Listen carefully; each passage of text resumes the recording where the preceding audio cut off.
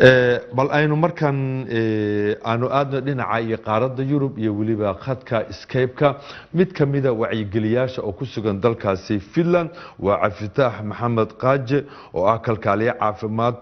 oo ka howlgala isbitaal ku yaala magaalada Helsinki ee caasimadda dalkaasi Finland sidoo kalena waa xogayaha ururka horumarinta dhalinyarada ee isboortiga dalka Finland Helsinki ayuu khadka Skype-ka oo kaga jira السلام عليكم عبد الفتاح مين مقشع عليكم السلام وعليكم السلام عبد الفتاح waxaad ka mid tahay ilaahay uu ka soo bogsiyay dadka uu cudurkan haleelay bal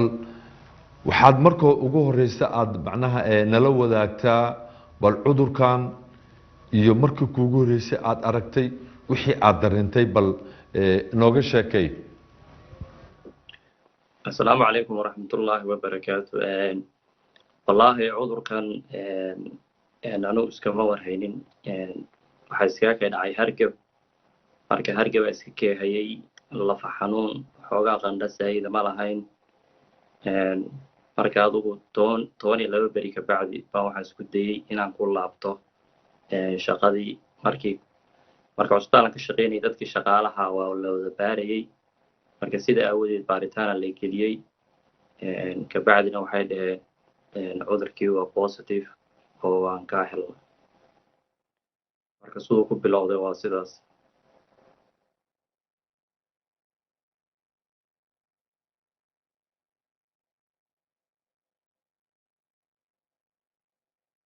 ما مغشى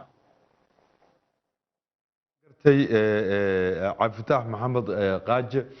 bal cudurkan markii uu kugu dhacay kadib maxaa talaabo oo aad qaaday wallahi baaritaankii ka bacdi waxay dhaheen meeqa bari uu ku hayay adiga hargabkii meeqa bari uu ku hayay waa uu sheegay waxaan ku yiri 12 bari uu hayay gurigan joogay meel ma aadin marka yani waxa neefna iguma dhageedin xanuun saayid oo darana ma dareemeyn marka wuxuu ilaaha hargab uu ilaaha waxa ugu badan wuxuu ka dhigay ama taqaana lafuu ka jibinaya waxa kale oo daalkiisa aad u badan marka sida awoodeed markay dhaheen waan ka helnay waxa ugu badan hota cabsi badan saasay ma gelin oo xanuunka waa ka shaqeynayay waxa kale oo jirta iskuma ogeen wax xanuun kala ah marka waxaan islahaa dadka uu sahlan ilaahay uu saqiray ka mid noqonaysaa inkastoo aan uga baqayay xaafadda iyo reerkii aan uga baqayay ka bacdi adigu markii laba cisho ka bacdi arbacadii tastigii hore iga qaadeen tastigii labaad waxay iga qaadeen oo ay dhaheen waa soo shaqo tagi kartaa sabtiga iga qaadeen tastigii labaad markay iga qaadeenna waxay dhaheen waa negative marka waliba dhakhtarka su'aalan weydiiyay waxaan ku yiri markii maalintii dhow ay dhaheen waa iniga helnay maysan fogeynin haddana waxaa leedihiin waa negative markii hore khaldanaa sidee wax u jiraan marka inkastoo uu cudurkan adduunka iskaga cusub yahay haddana dee wareerkiisu uu badan yahay oo uu hal mar u noqday adduunka oo dhan cudur aysan aqoon uu soo galo marka wareerkiisu uu badan yahay maasha allah axadiina axadii hadda lasoo dhaafay axadda maanta axadeedii horena shaqadaan ku laabtay marka maasha allah wax dhibaato weyn ilaahay lama soo gudbisiin cudurkan ku saabsan waa hagaag cabdifitaax markaa bal qoyskii aad la nooleed markaa oo aad markaa aad wada joogteen sidee bay arrintan u saameysay markii ay maqleen in aabihii uu cudurkaa ku dhacay wallahi taariikhda ugu weyn wuxuu ahaa oo qof keliya aan u cabsi qabay wuxuu ahaa xaaskayga uur lahayd marka waxaan islahaa armuyada iyo cunuga caloosh ku jira uu dhibaateeyaa amarka ilaahay tasti aan geliyay reerka wada dhan dhammaantoodna waa laga wada waayay marka taas kalena waxay ahayd farxadin aad iyo aad u weyn okay marka aan fiirino waxaad ka mid tahay wacyigeliyaasha ku nool dalka Finland gaar ahaan Helsinki marka bal Soomaalida ku nool dalkaasi Finland ilaa iminka inta aad ka og tahay imisoo ku dhacay dad uu ku dhacay ama dad uu geeriyooday oo ku nool dalka Finland arrimahaas maxaad nooga sheegi kartaa والله أنت Soomaalidu sideen inkastoo aynu cudurka u maleyno dee wax la isku haayo ama laga cabsado hadduu qofku ku dhaco uu qarinayo maaragtay xitaa dad guriga isla joogan hadduu rabo uu ka qarinayo haddana dee dadka uu ku dhacay ee waddanka Finland waa dad aad iyo aad u tiro badan weliba Soomaalida markaad u fiirisid laakiin dadka la baaraya keliya waxa weeye dadka maaragtay xanuuno kale ay hayaan iyo waxaa la baarayaa dadka waayeelka mataqaana ay ku jira guruubka maaragtay riskiga ku jira marka waxa haddaad fiirisid ilaa hadda dad badan oo Soomaaliya kooma ugu jirta cudurkan tir ahaan kuma sheegi karo dadka uu cudurka ku dhacay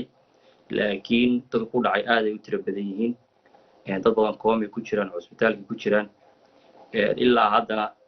dhimashada Soomaalida Finland waa 2 qof oo shalay iyo daraad kala dhintay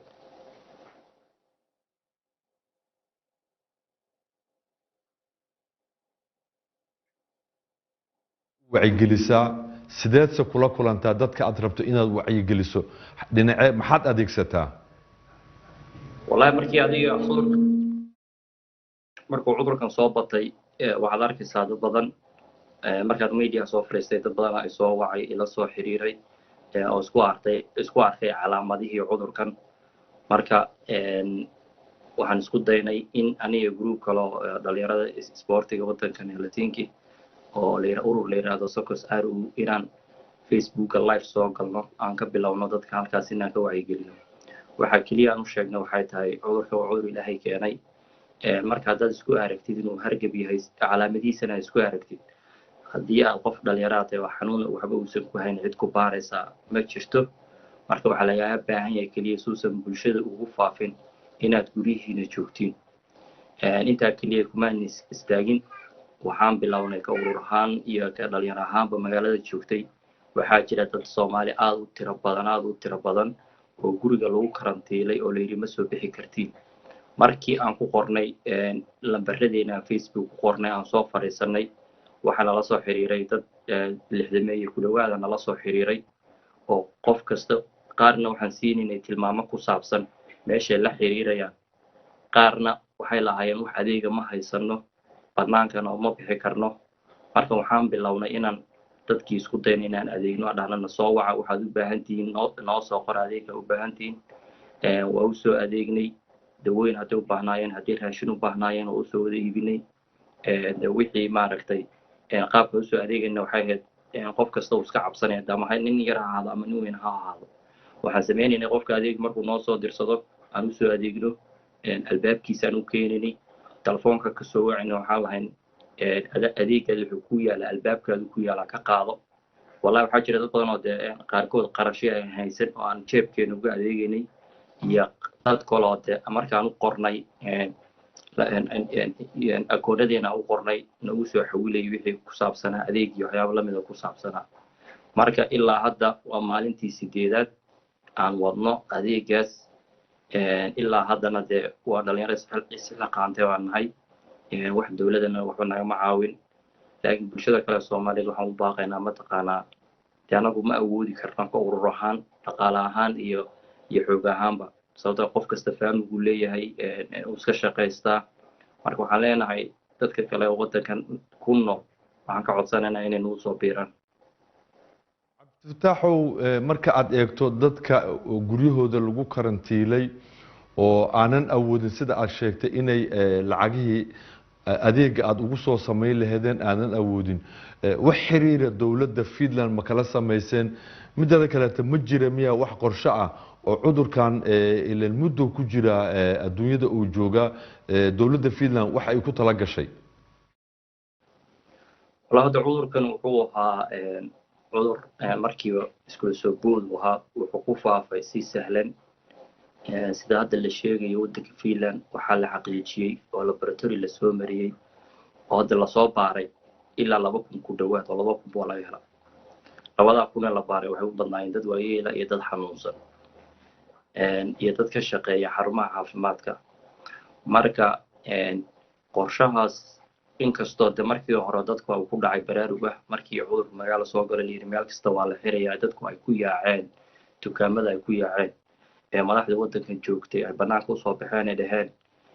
Finland ma aha Finland waddan de ama cunto la'aan waxay ka dhacayso waddan